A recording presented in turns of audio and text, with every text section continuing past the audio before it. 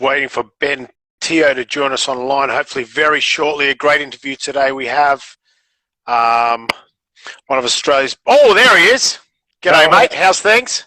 I'm good, I'm good. Mate, how's life in lockdown? Oh, it's been challenging. It's just in terms of training. But Yep.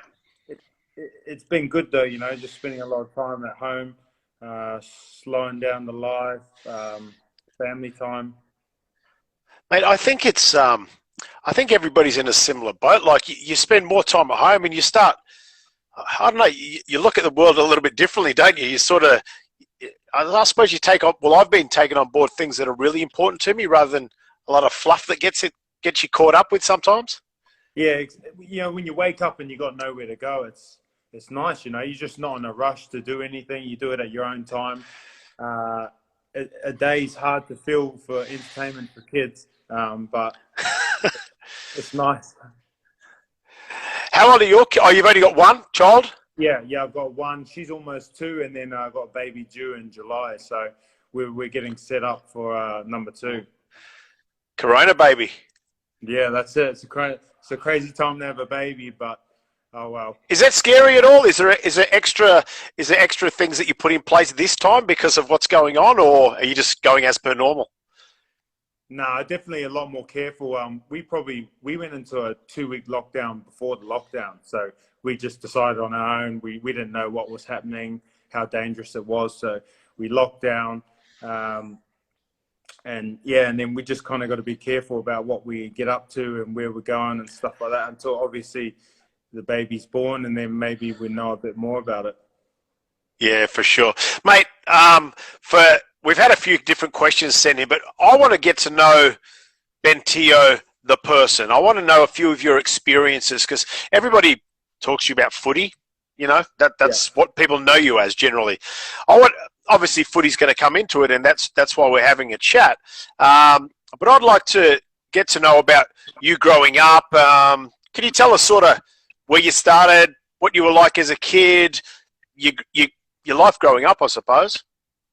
Yeah, well, I was born in New Zealand, so I grew up in New Zealand from an early age, and I had a father who was Samoan, so grew up a lot with the Polynesian influence, and then my mother was from England, so she's from London, and that's the connection, yeah, that's the connection, yeah. So Dad Samoan, Mum English, family of 6, so it was pretty packed house, and for me, probably as a kid, I'd have to say sports was massive for me, but I was probably a little bit naughty as well. And but no, I just grew up there. I left New Zealand when I was 17. So I left when I was 17, and I moved on my own to Australia to chase my dream of. You left home? Yeah, I left home because when I was 16, I was signed by the Warriors on a little academy contract type thing, and they ended up letting me go. After about 6 months, they just kind of wanted to cut costs, and so they cut a lot of us young kids. And then, for me, I'm in New Zealand. There's only one team, and they've just cut me. So I'm thinking, well, if I stay here, the dream's over. So I've got to get going now. So 17, packed my bags, left my family, and come to Australia to chase the dream, and went to Keebra Park. And that was so you did. Was that just grade 12 you did there? Grade 12, yeah. Went to grade 12 at Keebra Park High School. Pretty much put all the eggs in one basket. Came here, ended up getting a contract with the West Tigers, and then went from there. Wow, excellent, mate. Growing up as a kid, was it rugby? Was it rugby league? Was it basketball? You know what I mean? As a young kid, what was the first sport you got involved? It was rugby union. New Zealand All Blacks. I remember getting up in the middle of the night to watch the All Blacks lose to South Africa in 1995. Those are my memories of watching stuff like the Ramfurly Shield, and that was the first love, was rugby union. But intertwined in that, like, I was a league fan too, so it's funny when you travel around the world and people, you're either a league player or you're a union player. But for me, I was both. Yeah, I play under sevens, eights union, nines, 10 league. Then I'm chopping and changing. Yeah, Wherever right. the mates wanted to play, we went and played. I didn't see it as like league player, union player. It was all footy. Yeah, But right. Excellent. but for me growing up, the heroes in my house was Christian Cullen, Jonah Lomu, and David Tua. That was it. Mate, I'm going to throw a name at you, and I don't know if you'll know this guy, but actually played with him in England. This is before your time. Mark Brooke-Cowden. You ever heard of that name? He played for the All Blacks. Say it again. Doesn't ring a bell. His name's No. Mark Brooke-Cowden. No, because he went to League, and I think he actually signed with Leeds, Leeds from Rugby Union, and then he come and played at Keighley, where I played as well. So I just met a guy over there. But yeah, he played in the World Cup. I'm not sure which year it was. He wasn't one of the. It was like Zinzan Brook time. Yeah.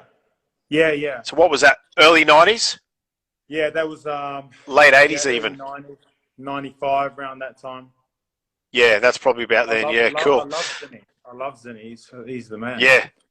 Yeah, mate. I watched a documentary the other day, New Zealand All Blacks documentary, and Zinzan Brook, and mate, he's held in high regard by many people in the game, isn't he? Yeah, big time. Mate, yeah, so did you play other sports growing up? Were you basketball? Did you ever dabble with boxing or anything like that? Nah, it was just strictly union and league. That was it, Sometimes, in New Zealand in the summer, people play a bit of touch. But, Yep. I mean, over there, it was just, that was what you did, We didn't really play cricket or soccer or anything like that. Mate, when your first days at high school, obviously high school in New Zealand starting out with, before you made the decision to have a go over here, or before I suppose you'd done any time with the Warriors, was football always where you were going, or were you going to be a carpenter? You know what I mean? What other things did you have in your mind? Yeah, I was probably going to be a tradie, I reckon. Yeah. I got kicked out of well, not kicked out. Well, I got told to leave school, my local That's high kicked school. out. Yeah, around the age of like 16. Just mucking around and stuff, and then I thought, yeah, school don't need it. I'm gonna go get a job. So I went out at 16, joined the workforce. No qualifications, no experience, and mate, I went through a few different jobs of labouring and sweeping floors on construction sites and stuff like that, working in a fruit shop, packing boxes. And then I realized, like, far out, this is not for me, And so I sat out a year of school, and then I enrolled back in school to go back and give it a second go. And then obviously I ended up at Keebra. But to me, it was just, I tried to make it in the real world at 16 and just realized that I wasn't ready for it, and I needed to have another crack at it. So, I got a bit more serious about my school and stuff like that. Mate, that's not actually a bad gig. I think a lot of kids at school should probably do that now. Take 6 months out, get a real job, realize how much it sucks, and then go then start chasing their dream. Yeah. So then when I realized that, it's funny. I started doing a course, and I did some work experience with a guy. And his name was Stan Martin. He worked at the Auckland Rugby League. And one day he took me to the Warriors to see them train. He just took me in there for about an hour. And I rocked up at their training facility. There was all these cars, BMWs with all the souped up rims and everything. And these guys are in there listening to music, pumping weights. And I just said to Stan, I was like, man, is this their job? He said, yeah, this is what they do. They got flash cars. They're lifting weights. They're just having a good time, and that's when I knew. I was like, that's for me. That's what I'm doing. So, throw me some names who were actually there in that session that you were watching. Oh, it's like Ali Lauatiti, Louis Anderson, Brent Webb, Clinton Torpey. You know, all the Oh, old yeah, yeah. old Yep. warriors Yeah, yeah. were in there, and they were just pumping weights and stuff. And I was just thinking, man, this is the dream. You know, I've been out Yep. here, you know, sweeping floors and stuff like that. I'm getting not much money, and these guys are making big money, and all they're doing is Yep. focusing on their job, on their footy. So that was it. Then I was in. I was going to say, was that, if you think of a point in your life when you said, no, I'm going all in here, was that a big part of it? Was that a big moment in your life, that one? Yeah, that was an eye opener. That was it. That was like, this can be my job. I'm good. I'm not the best, but I'm all right. And I reckon I got the work ethic, you know. And Yep. there was a lot of talented kids sort of from my age group, but I'd have to say I outworked most of them. You know, I was pretty determined then. And I think that whole part of like experiencing the workforce was pretty a wake up call for me, because I knew Yep. what else there was. You know, it was going to get a job. I was working on a construction site, so Yep. I was probably, as a 16-year-old, pretty mature. Yeah. Well, you came over here by yourself. So what happened? Did you have any help registering for high school over here, or did you join a football club before you joined Keebra Park? No, it was Did you just, lose me then, or you got me? Oh, yeah. yeah, I got you. It was no, you pretty much, Keebra signed you up. They gave you a scholarship to come to school, but you had to pay for your food and you had to pay for your accommodation. And you kind of came over here and you were giving it a shot, you know. And if you played well, West Tigers were going to give you a contract. If you didn't play well, I was going back home, and that was it. So that was your big opportunity. That was that 1 year where you said, right, here we go. This is it. Everything all in. Yeah, it was all in. It was training, and to be honest, that school, we trained like an NRL club. You know, we were training Really? like rugby league was a subject, so we would train in the Yep. morning, we train in the afternoons, we'd do extra sessions on Sunday. Like, it was, everyone was there for the same reason, as to get a contract. You know? And unfortunately, not everyone can make it, but we were all pretty driven. Mate, like from playing a bit of football myself and obviously people I speak to, LT and all that, mate, we all talk about talented kids that was so much better. There was probably better talented kids than you, but probably never made it. But that drive, that work ethic, was it there? Would I be right there? Yeah, the work ethic was there. I think it was just lots of wake up calls. Like I said to you, that going to get a job. You know, I also remember being at a rugby league camp one time, and there was 4 teams there from Auckland for all the age groups. I think there was probably 200 kids. And this NRL player came in to talk to us, and he said, "Oh, look, to be honest, boys, only probably 3 or 4 of you are going to make it." Yeah. I was looking around thinking, well, shit, he's better than me. He's better than me. There was so many Yep. boys better than me, you know? And that was just another wake-up call to be like, this is going to be real hard work. But as you like sort of dedicate yourself and you train harder and harder and you get in good systems, you just kind of watch people fall away. Like, people slowly, some of your competition starts to fall away. And I think I was just lucky that I went to good systems, to Keebra, onto the West Tigers and that kind of stuff. But yeah, the drive was probably didn't have it as a 14-year-old, but I definitely had it as a 16-year-old. Yeah. So, okay, so you'd already been knocked back by not knocked back by the Warriors, but sort of released out on a junior scholarship, I suppose it was. And then you had opportunity at Keebra Park, and they said to you, well, if you fuck it up, you're out of here. If you go well, you've got an opportunity with West Tigers. Okay, say you were that 4th kid and you didn't get picked, but you were that close. Would you have gone home and kept working, or what would you have done? Nah, I would have stayed. You know, I was pretty. You would have stayed and just kept having a go? Yeah, that's how all in I was. You know, I would have. Yep. I would have stayed. I would have just kept going. I probably would have gone down somewhere like Burleigh Bears or something and signed up for the Colts, and I would have kept going. You know, I think I was that determined at that point. You know, even if I had been knocked back by Tigers, I would have stayed. You hated work that much, real work that much. It's funny. It's funny what can drive you. You know, like, yeah, you know, we all have dreams of being on TV and playing footy and that, and I love that part of it. But the kick in the ass for me was the work. I didn't want to go to work. Yep.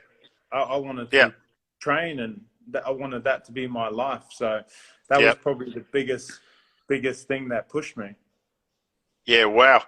Mate, can you remember, so did you finish grade 12, then went to Sydney, or Yeah. was that Yeah. part of the school system? I don't know what happened. Yeah, that's part of the school system. So you finish year 12. Usually what happens is you pack your bags and you head down for pre-season. That's around about the time that schoolies is on. And Yep. so, Tim Sheens usually says, you're not going to schoolies, get down here and start training if you want to be a first grade player. So you get down to Sydney and, you rip in the pre-season. And I think, just move into a boarding house there.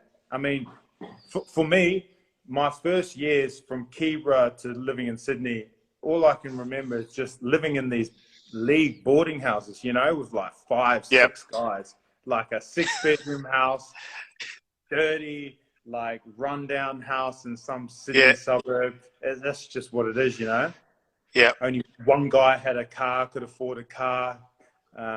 It was pretty just living with nothing and just trying to make it then. Mate, I think, you know what though, they're the stories that kids nowadays need to hear, that it is a struggle. Everyone that's been successful, as you have, we look at your life now. You've got grand final rings, you've represented country, you've played both codes all over the world. And everyone goes, oh yeah, but he's successful. Well, there was a time when you weren't so successful as well. And you know what? Every successful person has this story behind them. Yeah. It's, you get knocked down and you get the fuck up and you keep working. And that's the way it's got to go. Yeah. And it was funny. I think one of the big things for me was I moved to Sydney and, man, I was on this contract when I first got to Sydney. And, it's different now, but I was just turned 19 and I was on a contract that gave me $275 a week. Yeah. But I had to give $100 for rent and $100 for food. So I had $75 a week. Yep. I'm 19, right? So I can't even go out with that, So Yep. $75 a week. So I got a job down the road at a local pub pouring beers at an Irish pub 2 days a week on the weekend. So obviously I wasn't out partying. I was just working on the weekends. And then a lot of the boys obviously thought to themselves, like, $75 is not enough to live off. Like, I'm going to go get a full-time tradie gig. But what I did, I said, no, I'm only here for one reason. So I went to the West Tigers and I said, look, I'm not going to get a job. I can live off $75 a week. Let me come train with your first grade team. Like, let me come train. Yeah. My mates. That's big for a young man too. Yeah. My mates, they want to go get a trade and earn $500 a week and train the afternoons. And I just said, no, I'll come train for free with the first graders. I'll live off $75. And I just said, tell me what time the rehab group trains and I'll come train twice a day with them. So that's what I did for a whole year, and it gave me not only work ethic, but it got my foot in the door. Everyone knew me. They saw my face all the time. They start saying, oh, who's this kid? Oh, it's Ben, blah, blah, blah. And then the next year I get invited to preseason. So I don't know if I get invited to preseason next year. If I'm essentially what I'm doing, I'm hanging around like a bad smell. Yeah. But I knew what I was doing. Mate, if that door's open, sometimes you just got to kick it in. You can't just wait for it to get pushed open. Yeah. So I'm just turning up every day, training. They're probably thinking, what is this guy doing? He's doing it for free. People didn't even know, but I wanted them to know that I'm around. Like, I'm around every day, and let me train. Mate, these are the best stories, again, for young people or people that have gone through a stage that's not great. You've got to create your own opportunities, don't you? And I'm sure you'd agree that if you get half an opportunity, you got to go for it 100%. Yeah. Mate, that's excellent there. Mate, I'm just going to fast forward a little bit. We'll go back a little bit soon. Turned the news on last night. Oh yeah, yeah. Someone texted me. Saw you, saw you running around. Yeah, it was a What's the tough go? You just weekend. staying fit until something happens. Yeah, well, so obviously, whenever I'm back in Brisbane, I'm Yep. always around this area of Paddington, and I always run at the Broncos because it's a great field down there, and Yep. Springer looks after it well. And yeah, in the last few weeks, I've just been running down there on one side of the field, and these other young kids at the Broncos are running on the other side of the field. You know, we're both doing fitness. And Yep. so I went over there the other week and I said, oh, look, you know, we're down there at the same time. Can I jump in with you boys? So I jumped in with the young boys to do some training and just stay fit. And at the moment, obviously, I'm in limbo and just, I don't know Yep. what's Media happening. all over it. Yeah, yeah. Well, I was in the middle of the session and I see Wally Lewis and that come over and have a look. But I'm just in limbo. I'm waiting to see what's happening, but all I can do is just stay fit, you know. And if Super Rugby kicks back on, I'm ready. You know, if not, Yep. then I've got to move on. Yeah, nice, mate. Mate, let's go back to your. Okay, I want to go back to your first grade debut. Yeah. I want to go inside your head when you got the tap on the shoulder and said, "Mate, I think we're going to run you out this week." What was that feeling like? Can you remember like the build up? Did you think, shit, I might get a start this week, or was it just totally out of the blue and the thoughts going through your head and the experience is what I want to know about? Yeah, I kind of knew I was getting close. You know, when you're playing well in Premier League, you start to feel like, yeah, I'm getting close here. But I think Tim Sheen's, you know, he's brought a lot of good players through, and I think he wanted to wait till the right time. So he waited for a few rounds in and then give me my opportunity. And I'm lucky it was a home game. But all I can say is I was worried about messing up. You know, that's Mm. that's definitely a feeling that most young kids have. You know, a lot of, you know, unless you're, you know, very very confident. Your first thing is Two you don't weeks want ago, to. I interviewed Giral. I interviewed Yeah. Giral 2 weeks ago. Exactly the same. I was confident. I just didn't want to let anyone down. I didn't want to Yeah. make a mistake. So that's it. You know, you don't want to let anyone down, and you just want to try and do your job and work your way in. And you know, when you're a young kid, you just want to earn the respect of the guys. So that's all I focused on really, was just playing well, doing my job, and the one thing is you want to go in and stay in. You know, you don't want to be up and down, up and down. Mm. And I'm lucky. I pretty much came in the first grade. I stayed there. I maybe got dropped down to reserves maybe twice. But maybe like for 2 games and back. Sometimes I think when you're young, you get a little kick in the ass from the coach that you're not Yep. doing a few of the little things, and then you learn your lesson, you go back. But then from there, I never went back. You know? But like you said, learn your lesson. All those things are at this end of your career. You look back and go, "Yep, that was a turning point. That was a turning Yeah. point." All those things at the time. The negative thing is at the time probably made you who you are today, I suppose. Yeah, you learn those lessons early that playing first grade can be over real quick. You know, Mm. we all know lots of guys that have played 5 games, 10 games. You know, and it's about being consistent and realizing that every year there's these young kids. You know, I'm 33 now, and like every year there's the gun 18-year-old coming out of school. You know, the gun 19-year-old. That Yep. every single year there's a new one coming out, and you just got to stay on top of your game and fight them off. And I have to say, I've been around for a while now, I've probably fought off a few of them. Yeah. And the thing is, though, with those ones, a lot of kids, I think now expect, oh, I signed a contract, I want good money. Well, they're not on $275 a week like you were. They're on a bit more than that. They're a bit more comfortable, I'd say. Yeah, well, it's hard. I think it's hard for kids these days. You know, I don't think I wasn't a fan of the Toyota Cup. Remember the under 20s comp in the NRL? Yeah. Why's I that? just thought I just thought that was sometimes to send a bad message to a lot of the young kids, because when I was coming through and I was Jersey flag, I used to train at Leichhardt Oval in a pretty crappy gym at night, you know? And if you were getting close to first grade, to train with the first grade, to wear the first grade kit and train in the first grade gym, you had to earn it, you know?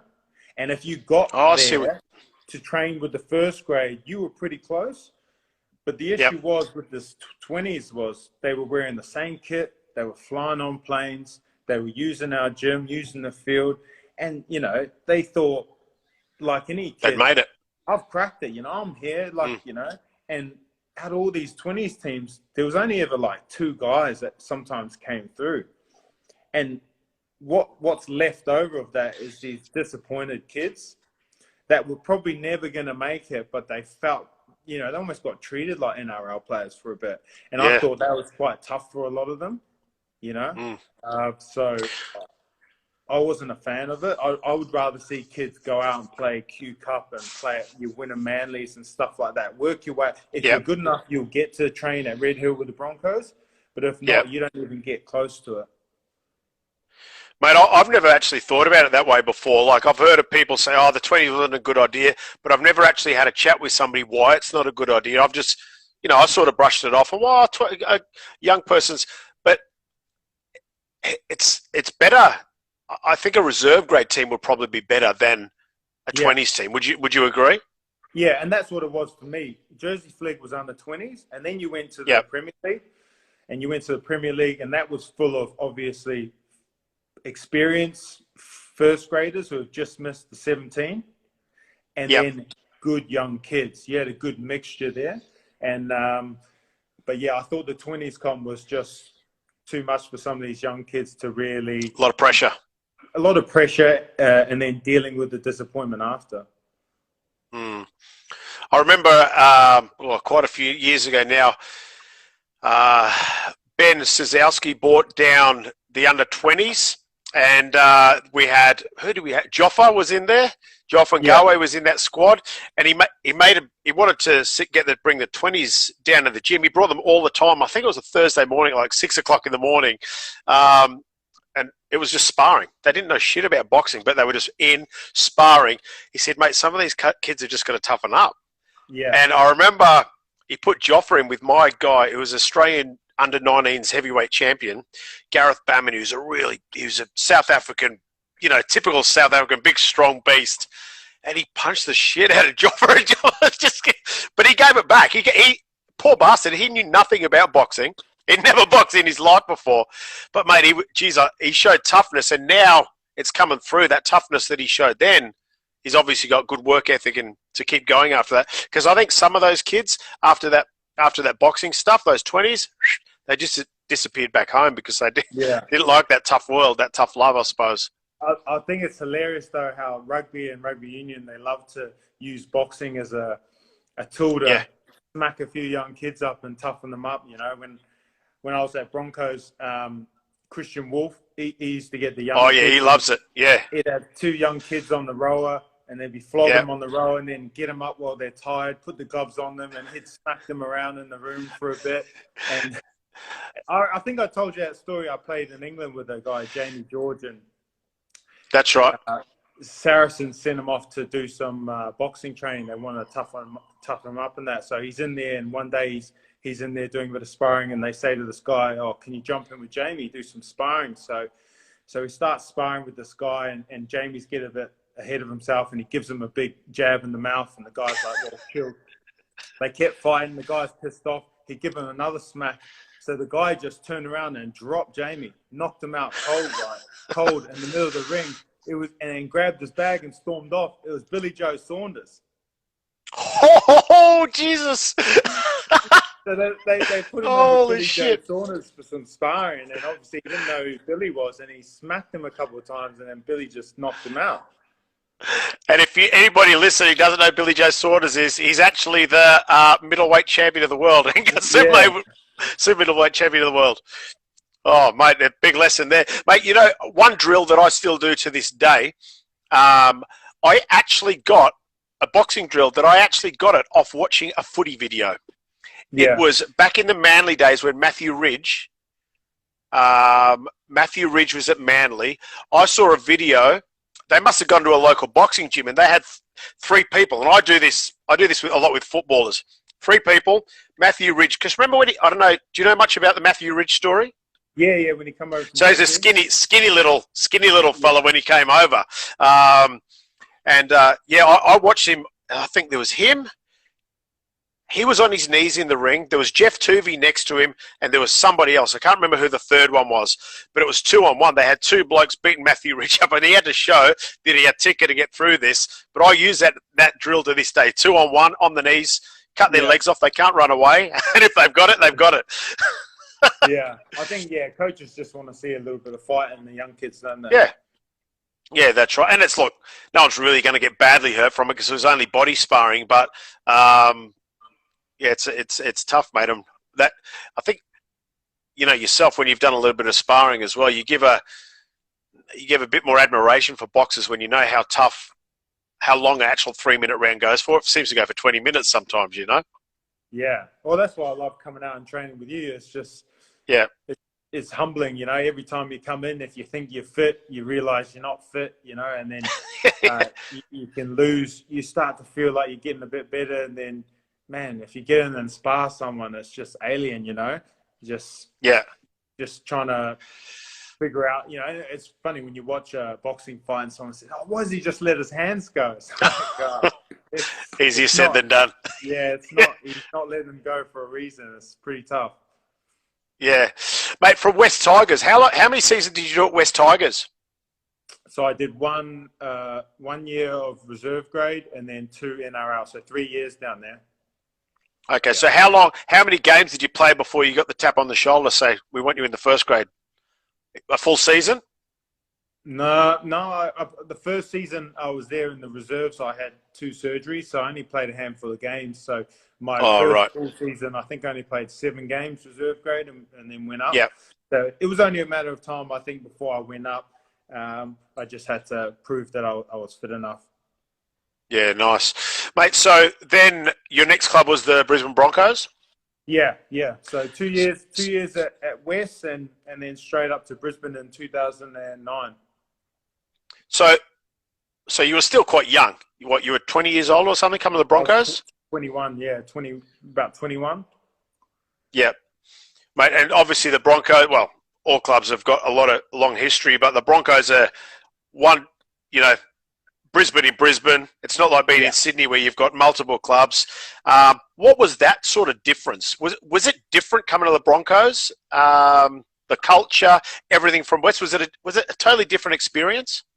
Yeah, I think like for a young kid, the pull of the Broncos, it's such a huge club with so much history. And I've been a fan since a young kid, guys who were my heroes were Wendell Saylor and Lottie Takiri. So that was the pull of them wanting me was big. So that's what made me come up. I remember Pete Nolan and Ivan Henjak coming down to sign me in Sydney. And then, but once you get there, I think you realize the media aspect of it. When you're in Sydney, you're a young kid, there's 8 odd teams and there's 1 paper. Now you're up here and there's 1 team and 1 paper writing all about you. And the pressure came on, and I think probably my first year was a bit tougher a transition. But once I got that out the way, I hit the ground running after that. And, I probably thought I was going to spend my whole career here. That's what I thought. When I moved to Brisbane, I loved it. Everything clicked for me. And I thought, I'm coming to Brisbane. I'm going to play here for the rest of my life. I didn't want to do anything else. And then obviously I stayed here 4 years, and then it come to a point where I had to move on. So that's going to come to an end. Mate, I remember us having a chat, and you were talking about your early days at Brisbane. You said, one of our friends, Hodjo, was pretty tough on you early on. Tell us about that. Tell us about that. Well, Hodjo's he's a pretty good sledger, and I remember it's actually funny watching this Michael Jordan doco at the moment and just watching how, you're showing behind the scenes how he is with his teammates. Yep. That's Hodjo. Yeah, he's like that all the time. So it's a winning mindset. Yep. It's a winning mindset, yeah. So when I first came up, 2009 probably didn't go as smooth as I wanted. And I remember turning up for pre-season for the start of 2010. And I remember him just being into me, just saying, what did we sign you for? You're shit house. you're this and Oh, it was that. that deep, Like, was it? yeah, he was like, mate, you're shit ass. Like, what a fucking waste of a signing. Like, but this is to my face at training, and I'm thinking, oh my god, like, and he's riding me. So, and I could never say anything to Hodger. Every time I wanted to talk back to him, he'd say, mate, how many premierships you won? How many premierships you won? How many grand Yep. finals you played in? So every time, have you played Origin? So he used to just sort of be like that towards me, and I suppose that was good for me. That was a great lesson that Mm. as far as you come to playing first grade and all that type of stuff, there's always another level. There's always more. So he was always Yep. in me. So I had to kind of get fitter and prove myself to him in 2010 that, so he'd stop slagging me off. I think I just had to. I deserve my spot here, I suppose. Yeah. Yeah, and earn their Mm. respect. And some guys are harder to earn than others, but Mm. that was the thing, really. Yeah, mate. He's a hard taskmaster, but look, as you'll probably admit now, like we just said before, those negative moments in your life will grow you. And how many lessons did they teach you? Of the way Hodjo was to you and made you step up. Right? I have to prove. I've got to go one better. I've got to go one better. I'm just not playing first grade anymore. Yeah, just it's funny what can be achieved when you're just ridiculed. It kind of just pushes you hard, and obviously what Hodjo's like. He's relentless. So, Yeah. I just remember training so hard that off season and putting in a good performance, and then that becomes the normal. That becomes the normal there, Yep. and then you've got to go each year one better. And the game's changed now. It used to be you could go off in the off season and put on weight and come back to preseason and get fit. Now you got to turn up to preseason fit, ready to go. Mm. So I just think Wow. just lots of kicks up the asses, really. So you didn't win a premiership at Brisbane. No, and that's probably in my career probably one of my biggest. It's not a regret; it's just a disappointment, really, because That it didn't happen. Yeah. it didn't happen in 2009. We got knocked out by the Storm in the preliminary, and we had lost Peter Wallace the game before, so we went down there without a halfback. So, but we got smashed by Melbourne in that game, and they went on to win it. And that's the year. Is that when Shane Perry came in? No, he had retired then. So we played. He'd gone by then. Yeah, and this is the year Storm. I think they've been stripped of that one. Oh yeah. Oh yes. Yep. Yeah. But to me, when I think about it, 2011, Darren Lockyer's last year, I really thought that was the year for us. I thought we had a lot to play for. We had a talented team. Everything was going perfect for us. We beat the defending premiers, the Dragons, in a quarterfinal at Suncorp. And as you know, Lockyer smashed his cheekbone in, and he kicks the field goal, and we win, and we're going to a semi-final in Sydney versus Manly. But we go down there without Lockyer, and it was to me, I thought, look, you could be honest, when you lose someone like Lockyer the week out from a semi-final, it's tough to recover. It's hard to pick the team up too. Yeah, pick the team up, and I just remember us flying down there and him having to catch a helicopter because he couldn't fly too high because of his face. Oh, wow. And it was touch and go. Is he going to play? Is he not going to play? And I remember like the night before the game, it was something he just come in and said, look, guys, I'm out, and that was it. He was finished. He was retiring. That was his last game in the NRL. He had played and kicked the field goal, and we went out and we lost to Manly, but Manly went on to play the Warriors in the final. We'd already beat the Warriors 2 weeks before in the first final, 42-10. So had we got past Manly, I thought we were in, but without Lockie. What was the chat like once everyone knew Lockie's out? Was it like, we can still do this? Obviously that's what you're saying, but are people believing it? You know what I mean? Yeah, that's what you say. At the end of the day, you've got to get out on the field. in the heat of it with the crowd, the pressure.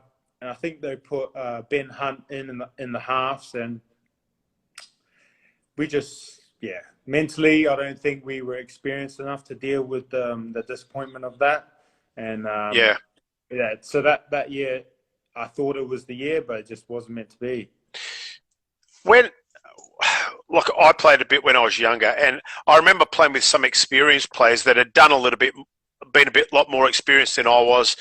And I remember there's some players, certain players, that once they're on the field, you always feel like you're a chance. There's something about them. Did Lockyer have that feeling for your team at the time? Oh, yeah. That guy, he was so calm, you know? Yep. It's just interesting. Like, I played now with, like, so many superstars from different codes and teams. I've played with, like, the top of the top from even Union. And, like, he just had, like, a little bit of an aura around him. You know, he was quiet guy. He didn't say too much. I always found it quite weird. He'd rock up to training and games, like, just before. Like, he'd get to the sheds and literally, like, walk in quite late, just put on his uniform, a few stretches and that type of thing. And it was almost like, let's go, you know? And he didn't have to say a lot. There was no big speeches. There was no riling up the boys. It was just like, you know, let's go. That was it. He'd go out there. He didn't need to say things twice. So, and you always felt safe with him, that somehow he might figure out the way to change the game. Yeah, if you just do your job, he might take you there, Yeah, he'll take you there. And obviously, there's only a few of them. Like, there's only that's right. A few of those guys, and that's why they're, immortals. And he'll be one. Because they're just a bit special. You know, obviously, guys like Greg Inglis, he was a bit like that. Like, you just knew Greg was going to do something for us. Yeah. Mate, so you played at South Sydney. You got your grand final. Yeah. How was that? Oh, that was, when you start dedicating your life to the sport, you know what the pinnacle is, you know. And there's Origin. You want to play Origin. It's a big part, but everyone will say is to win a grand final, is get that monkey off your back. You're certified then. And just to put so much hard work in and to get on my last game, because I decided I'd had enough of rugby league and I wanted to change and I wanted to get away. And was that made public already there by grand final time, or you had to keep that under wraps? I had made it public by then that I was gone, so this is my last year. And I just thought, if it happens, I'll be over the moon. If it doesn't, I've just got to move on with my life. So, but to get it in my last game, and the best thing was, I actually watched it back a little while ago, but with like 20 minutes to go, it was over. The game was over. We were running in tries. And sometimes that's really nice, you know, because you can really soak it up. Like, you soak it up, you know, you high five and it's great. So there, to get that is now, I was like, after that, I could die a happy man.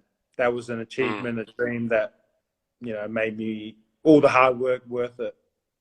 Yeah, you've wanted since you were a kid, I suppose. Yeah, to come true at the end, mate. Then I suppose, mate, we've had a chat, and I've asked you previously about what it was like when you went to Union, and one of the things you explained to me that I want you to explain to people listening is that you said from one week you're playing in front of 80,000 people. A few weeks later, you're over playing second or third grade out the back of Ireland somewhere. Or I might have mixed the story up, but explain this to us, mate. This is amazing. And you said you realise you've stepped out of a bubble. Yeah.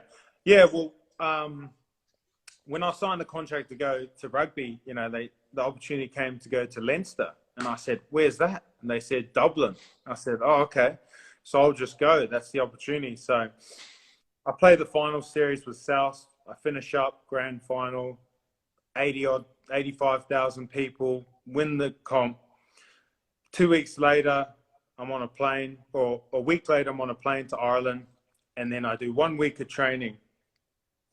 And I'm going over with the young kids. It's like a young reserve grade team, and we go to play in the back of Wales. This place called Carmarthen, something like that. And I run out, and it's like a dog track or a cycling track, and there's honestly like 12 people there. There's like 12 people there. We rock into the old school changing room. There's nowhere to get strapped, like wooden benches, concrete floor. And yeah, we just went there, and I played this game of Union, and I was just thinking like, wow, what have I done? Like, I was just there, the NRL, and I'm here, and I'm just thinking, man, if this is ground zero, like this is ground zero. I need to learn how to play Union again. I need to learn and build my way out. But it was definitely humbling just to be like, go from here in one sport to here to being, it's just grassroots again. And like you said, stepping out of this bubble where, when you're in Australia and it's like NRL and it's big and all that, and then you just hear and like no one cares. Like no one cares. Like no one watches rugby league. Like I'm in Ireland, I'm in Wales, I'm in these countries, and they just love rugby union and football. So it was just, but that's why I loved it. That was life experience. That just gave me perspective about what it's all about. I've been stressing and all this about rugby league and making origin and winning comps and this and that, and I think it's the be all end all, and I step out the country and it's just no one even cares. Yeah, no one cares. Yeah, no one cares, mate. So that was I suppose that was another lesson. So how old are you at this time then? 27 I'm 27 now. I'm 27, so I'm going to Union, and yeah, mate.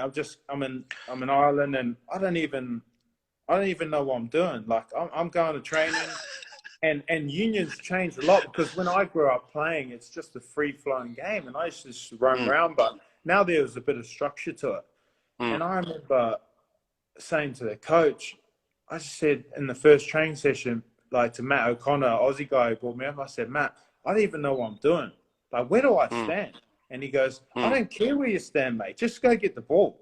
So I just run around trying to get the ball. And it took me a good 6 months and a lot of the guys helping me out to just realize where to stand, to where to get the ball, and because it is a big change.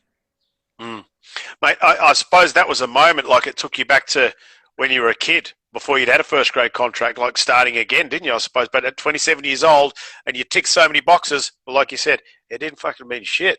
You're going to start again. Yeah, start all over again. Everything and all the hard thing too is when you're in league and you get experience, you get used to being quite good at your job. And then to be like humbled and going and when you make mistakes, but you're making them in a new environment. And then by the time I was playing, I was making them on TV. I'm making mistakes on TV, and it's kind of a bit embarrassing, but it's such a learning curve, to put yourself in a situation where you're so uncomfortable, and there's nowhere to go. There's nowhere to run. There's nowhere to hide. Yeah. And we also know what the British media are like if you make an error. Yeah. Jeez, they're ruthless, aren't they? I mean, they're ruthless, and a lot of them are pretty tough on league players that go over. I understand it. They like to keep their game to themselves, and they consider me as a leaguey, but I was just over there trying to enjoy the game and have fun. But like you just got to cop that criticism, and you got to get better and real fast. You got to get quick fast. That first game in front of 12 people, how'd you go? Did you have an impact, or were you just lost? I think I had a couple of good runs, but I was lost, and I remember just one time I went to a breakdown, and the breakdown was like finished, like two guys had cleaned it out, but I was already there, so I was just standing there. I was just standing next to the ruck, and this guy come out of nowhere and clean me out. And honestly, we almost had a fight on the field, but he's legally allowed to do that because I'm just standing around the ruck. But I've been expecting him to come clean me out. So these are the things I start to I've got to figure out how to protect myself and what to do. So, so when you were there, obviously you had your club training. Was it a lot of extra training, like studying the game? Were you watching videos, extra stuff? Because you obviously want to be great. You want to be good at whatever you do. Yeah. I'm guessing you would have spent a lot of time reading, talking to people. I don't know. What else did you do? I think for me, it was mainly on the training paddock, just being able to ask questions. And I had some good Yep. guys next to me, like really good guys, experienced internationals that could give me tips and stuff. So I probably didn't watch as much video. It was more on the training paddock where I could be and where I could be effective. And then obviously all the extra drills like clean outs and ruck placement, ball placement and that kind of stuff. Just over and over, just had to rip it out because it was so foreign to me. Yeah, but like we touched on the Michael Jordan documentary and how last two episodes he's just gone to what was the team called that he played baseball? Can't remember. Anyway, he went to baseball and how all the extras he had to do just to fit in. You know what I mean? But that's life. You change your career. And you want that same respect as the other guys. You got to work extra hard to get there.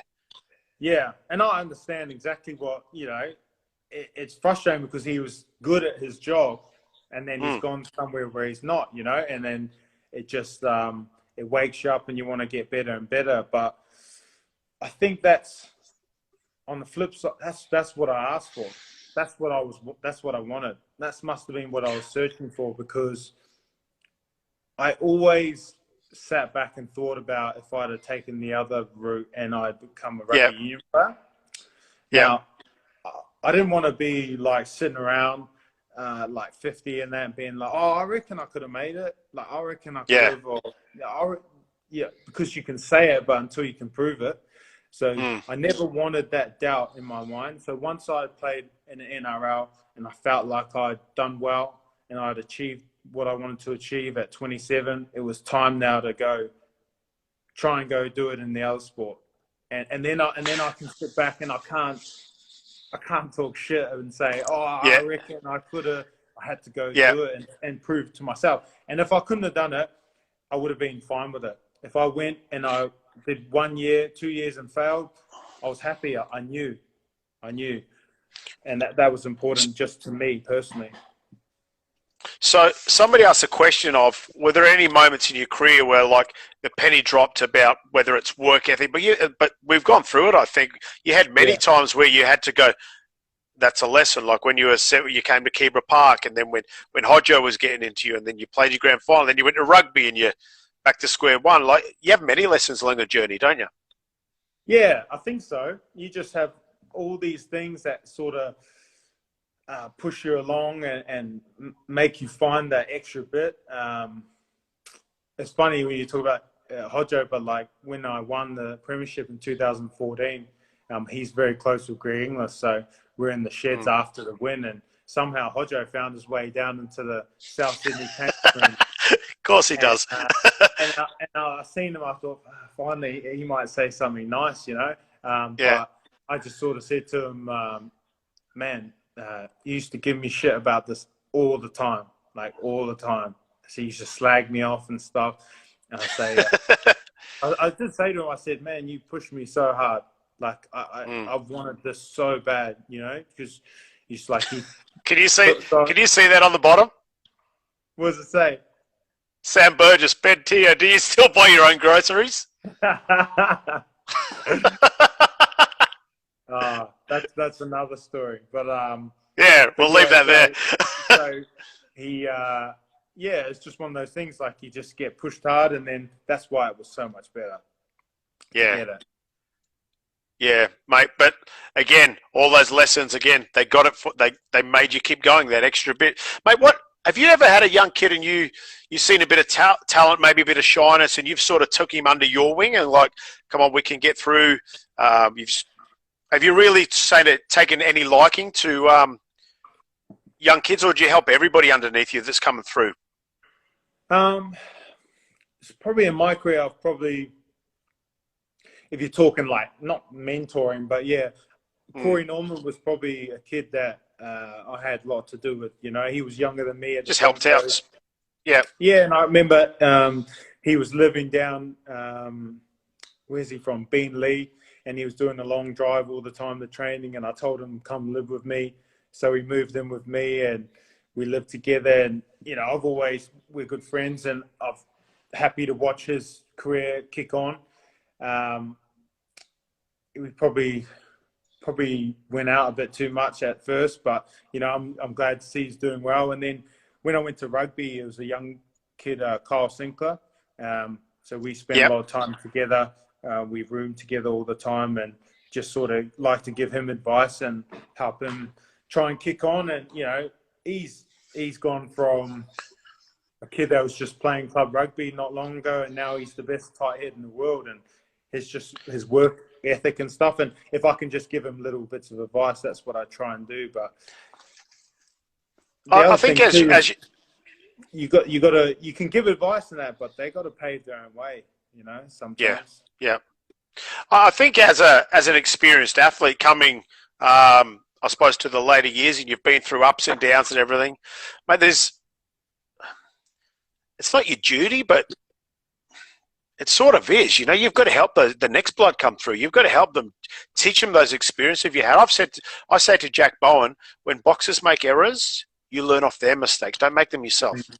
Yeah. Yeah, and that's what, for me, I always do that with the young kids. Like, I just give them little bits of advice of what works for me, you know.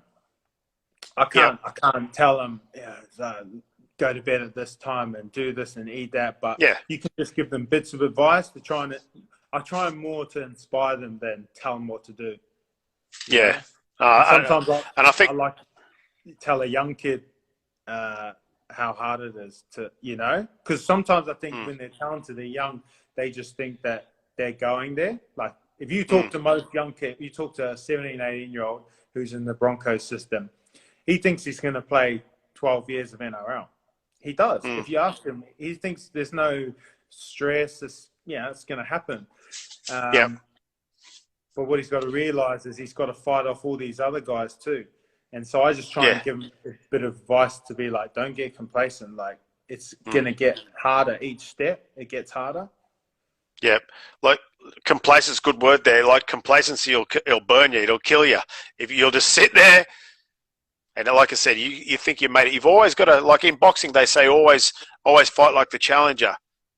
Yeah. It's just life, isn't it? You've always got to keep competing like that underdog all the time. Yeah. If you want success, I suppose. I feel like the good kids, they know sometimes they got this far. They're on their way, you know? Yeah. Yeah, that's right. Mate, our time will cut short very shortly. Mate, I want you to tell me 3 of the toughest blokes you've ever played with. Oh, no, let's go with or against. Okay, toughest blokes. I have to throw in there like Tony Carroll. Tony Carroll, yeah. Like, you know, he was a beast, you know, like, and he could hit anyone. And there were so many guys that were scared of him. Yeah. Like, scared to run anywhere near Tony. So he was like an intimidator?